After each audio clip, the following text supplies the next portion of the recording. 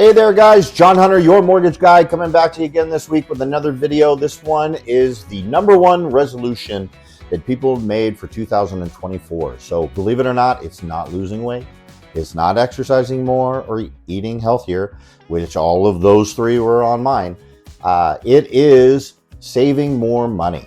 So 59% of the people that responded to a survey through a site called Statista, statistics site, responded and said saving more money was the number one resolution for 2024. And often that includes saving more money for buy a house. So that has been one of their top goals. So now after 23, who can blame them, right? The home ownership dropped dramatically. Home purchases just fell off the face. So did new homes coming on the market. That's why prices didn't drop. If you listen to some of my other videos, I get into a little detail on that. But that dynamic here in 2024 is going to change dramatically. So as rates drop here in 24, we're going to be seeing a lot of first-time home buyers come back into the mix. And if buying a home is your goal, then the next part of this is really important, right? So getting the answer to what, where, when, and how is the number one thing that you need to be doing. It's basically you need a plan, right? So if there's the most important step to reaching this resolution you have for 2024, which is buying a house, then getting to that resolution, you have to have a plan for it, right? So otherwise you're just shooting in the dark. So what are the things that I hear all the time as objections for people that they want to buy a home, but they're not quite ready? Well, number one is I need to save more money. Okay, that's a huge one, right? Obviously, hence the resolution that I'm addressing here. That's not always the case. You'd be shocked on how often when people come to me and I talk to them about getting pre-approved, they're like, well, I'm going to save a little more money. I'm 6 months out. I need to get 20% down. I can't believe that's still a thing, honestly. After 29 years in this business, it is never required 20% down in the 30 years I've been doing this. FHA is 3.5%, VA 0%, USDA, which a lot of people qualify for, is 0%. There's first-time homebuyer programs all over the place that are 0 down. Some have income restrictions, some do not. Some have area restrictions, some do not. So there are a lot of programs out there for people that have little or no money saved that actually work. So what's another objection I get? My credit. I need get my credit scores to a 780 or an 800 or even 700. The reality is that's not the case, right? FHA will allow scores in the low 5s, right? Obviously not ideal, but they allow it, and that's a minimum down 3.5% down program. 0 down, most 0 down programs, even if they are credit based, have a minimum score of a 620. So that's out the window. So waiting for your credit to get better isn't necessarily a good one. Very often there's loan programs that will fit you if you don't have a ton of money and you don't have perfect credit. So those are two of the big ones. Now, the third one is I need to make more money, or I need to be on my job longer, right? I've only been on my job for a few months, so that's going to take me longer. Believe it or not, it's not that I don't care about that stuff, because I do, clearly, but I'm looking for stability, right? Stability doesn't mean you've been on the same job forever. Stability means same line of work. You're used to getting paid the way you get paid. So like if you're a commission employee, do I have a history of being on commission? If I do, I don't care if you've been on the job for 30 days, 3 weeks or 3 months.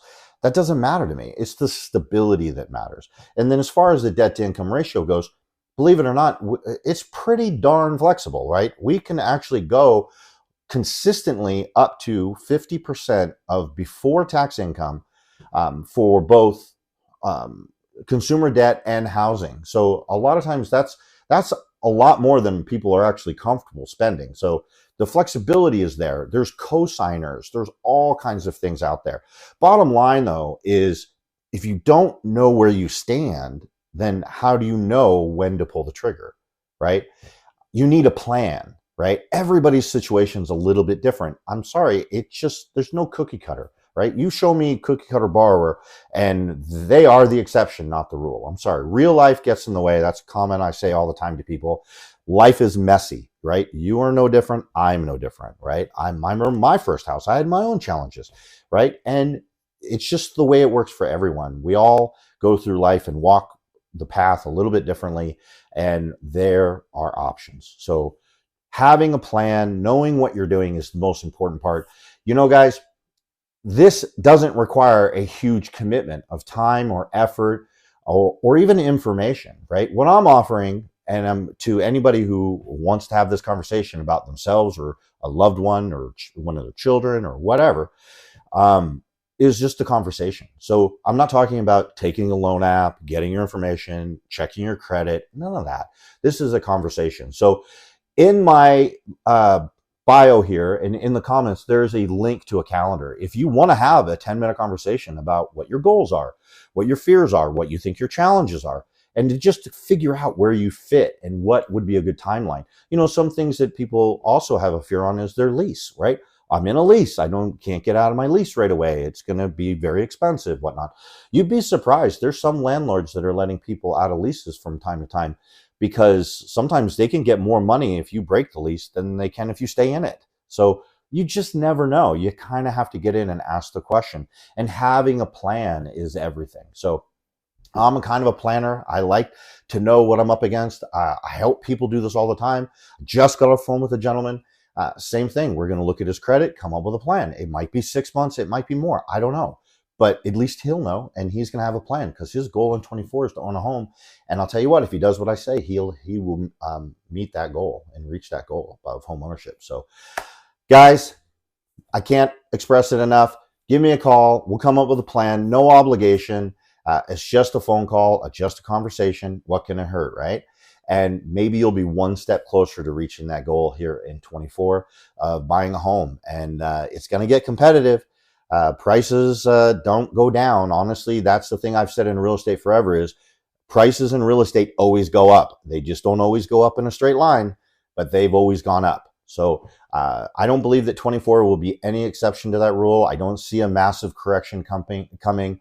The fundamentals just aren't there. The supply and demand, the demand is picking up quicker than the supply is. And that's evident based on builders building new homes. There just isn't a lot coming online. So that demand will increase as rates drop. This will get more competitive before it gets less.